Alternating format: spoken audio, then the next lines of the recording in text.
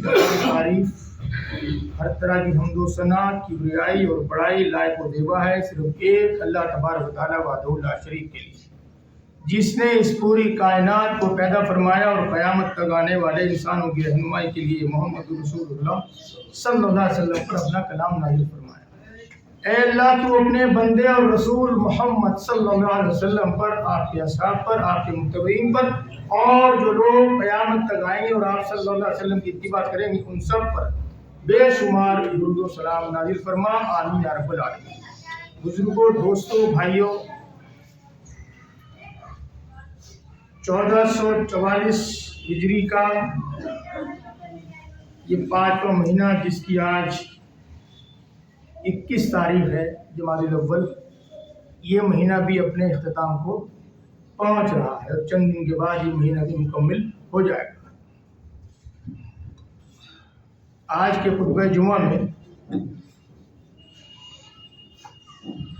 उस हकीकत की बात करेंगे जो हकीकत तो है, जानते हैं उसको, मानते भी हैं, लेकिन हम उसको नज़रअंदाज करते रहते हैं।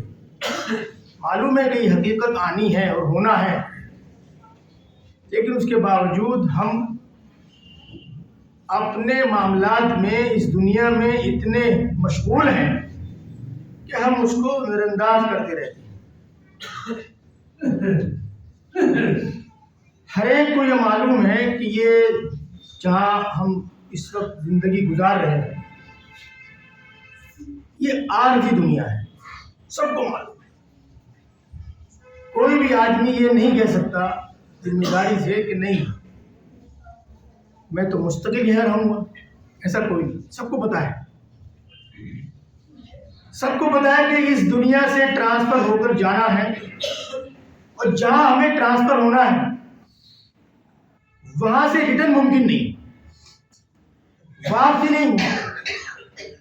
गए तो गए। तो इस दुनिया में तो हम जहाँ जाते हैं वहाँ से वापस आ जाते हैं 15 दिन में, 20 दिन में, महीने में। अपने कारोबारी मशागिल से गए या घूमने फिरने गए या कोई और जरूरत के हिसाब से गए, वापस आ गए। लेकिन इस दुनिया में जो आरज़ी दुनिया है, इससे जब ट्रांसफ़र होगा तो वो ट्रांसफ़र मुस्तकिल होगा। फिर यहाँ आने का मामला तो खत्म, फिर जहाँ ट्रांसफ़र होगा फिर वहीं रहना, ये सबको मालूम है। लेकिन उसके बावजूद हम इस हकीकत को जानते बूझते हुए नज़रअंदाज करते हैं। कभी ध्यान देते हैं, कभी नहीं देते, अक्सर नहीं ध्यान देते। ठीक है, अगर हम इस बात को सिर्फ एक लाइन में कहें तो वो ये होगा कम से कम कि मौत से पहले जो कुछ हमने किया दोबारा फिर दोहरा रहा हूं, खूब समझ लें। और आप सबसे ज्यादा समझने का जिम्मेदार मैं खुद हूं। मौत से पहले हमने जो कुछ किया, मौत के बाद उसको भुगतना है, एक लाइन में। और ये जो मैंने कहा भुगतना है, ये यहां हमको एक आम अल्फाज लग रहा है, जैसे हम और बोलते हैं ऐसे ही अल्फाज भुगतना है। लेकिन ये जो भुगतने का अल्फाज है, ये उस दुनिया में जहां पर हम ट्रांसफर होकर जाएंगे, इतना कठिन है, इतना कठिन है कि आपके पास एक्सप्लेन करने के लिए कोई बात है ही नहीं, कोई अल्फाज है ही नहीं, इतना कठिन। तो ये आसान नहीं है। हम इस अल्फाज को बहुत हल्के में लेते हैं, इसको हम अहमियत को समझते ही नहीं।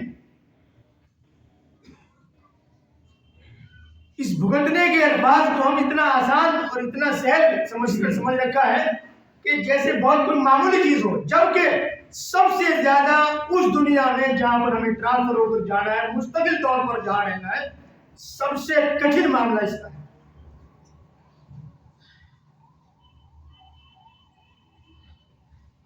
और अल्लाह तबारक व तआला ने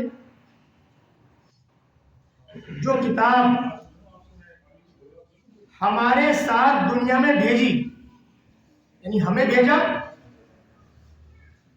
तो हमारे साथ ये किताब भेजी। ये किताब जो मेरे और आपके घरों में रखी है, बड़े एहतमाम से, बहुत एहतियात से, बहुत ऊपर हिस्से में, अदब व एहतराम से। हम इसका अदब व एहतराम खूब कर रहे हैं, इसमें कहीं पर कोई दो राय नहीं। इसके लिए हम मरने मारने को तैयार हैं, इस पर कोई आंच ना आ जाए, ये भी सही है। लेकिन मैं और आप इस किताब को जो अल्लाह तबारक व तआला ने हमारे लिए भी और जो लोग क़यामत तक आएंगे उन सब के लिए एक पैगाम देकर भेजा है और उसमें सब कुछ दर्ज कर दिया है। ये मोबाइल मेरे साथ साथ आप सबके पास होगा, आज तो बच्चे बच्चे के पास है। ये जब लाते हैं आप, इसके साथ में पूरी बुकलेट मिलती है, या कोई भी चीज लाए पूरे तौर तरीके उसमें समझाए जाते हैं, ऐसा ऐसा ऐसा, ये बिजली लगेगी, ये गाड़ी इससे चलेगी, ये सीएनजी से चलेगी या पेट्रोल से चलेगी, जो भी सूरत हाल है आप सबको वाकिफ, मिसाल भी देने की जरूरत नहीं, क्योंकि स्मार्ट फोन का जमाना है और हम अल्हम्दुलिल्लाह सारे के सारे स्मार्ट हैं। अल्लाह का शुक्र अदा करना चाहिए, जागे हुए हैं हम लोग, सो नहीं रहे। लेकिन जहां हमें जागना चाहिए वहां हम सोए हुए हैं। दीन के मामले में हमारी आंख कब खुलेगी, ये बहुत बड़ा एक सवाल निशान है, क्वेश्चन मार्क।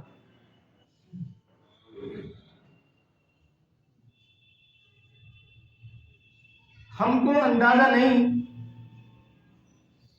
कि उस मुस्तकिल दुनिया में जिसमें जाना है हमारा ट्रांसफर तय है, ट्रांसफर के ऑर्डर साथ में आ चुके,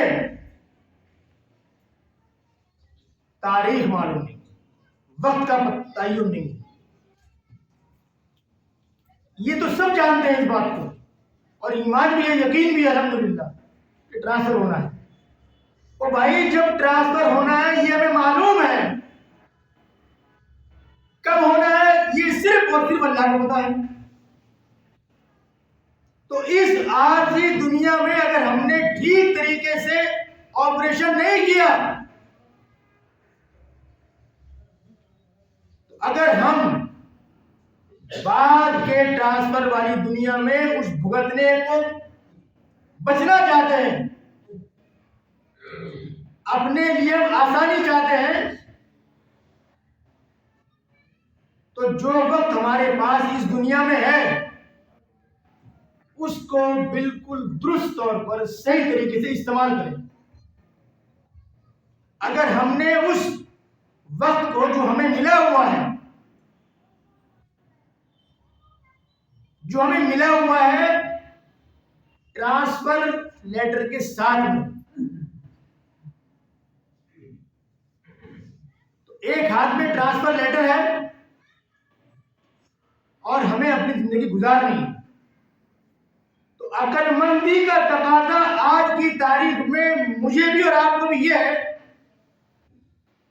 कि वो ट्रांसफर लेटर को साथ में रख के हम सोचे कि जो भी वक्त मेरे पास है उसको जितना भी बेहतर तरीके से गुजार सकता हूं मैं गुजार लूं, ताकि ट्रांसफर वाली दुनिया में मुझे आसानी हो, मुझे भुगतना ना।